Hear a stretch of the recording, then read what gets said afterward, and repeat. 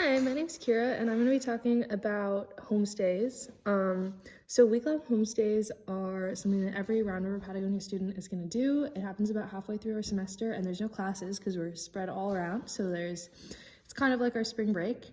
And so students will go in pairs or trios to different families, usually on a farm, and just stay with them. And it's a really great opportunity to get to be a little bit more immersed in the culture because although we're in Chile, we're often in the parks and kind of separated from actual Chilean culture, so it's just a really great opportunity to be a little bit more immersed for a bit.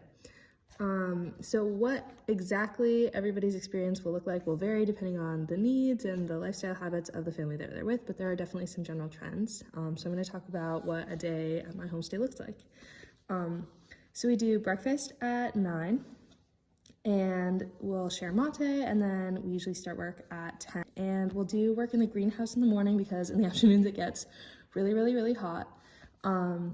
So this farm has 8 greenhouses, and we've been weeding a bunch, and then we'll also fertilize, so that looks like collecting soil from the goat pen, soil and poop, and bringing it back, laying it out over the flower beds or garden beds, and then covering that with water.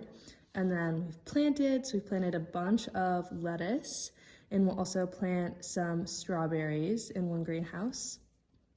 And then we'll do lunch at around 1, and lunch is usually the main meal here. It's much more so than dinner.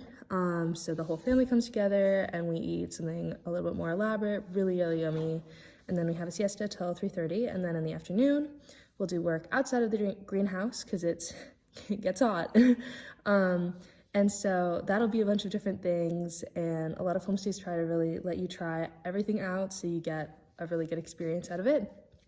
So we milked a cow, and we got to then pasteurize that milk and have arroz con leche, which was really amazing. We helped chop and carry a bunch of firewood because the whole house is heated on one wood stove. That's how dinner's cooked. That's how the hot water is heated for your showers. That's how they heat the living room. We learned to make jam, and we'll also just help clean up and do whatever else is necessary. And then after that, we'll do a late dinner around 8 p.m., which is a lot simpler, and just hang out and stay up late and chat with the family. Even though my Spanish is not great, like we're able to get to know each other and get along. It's really a really good time and just a great way to get to know Chile a little bit better.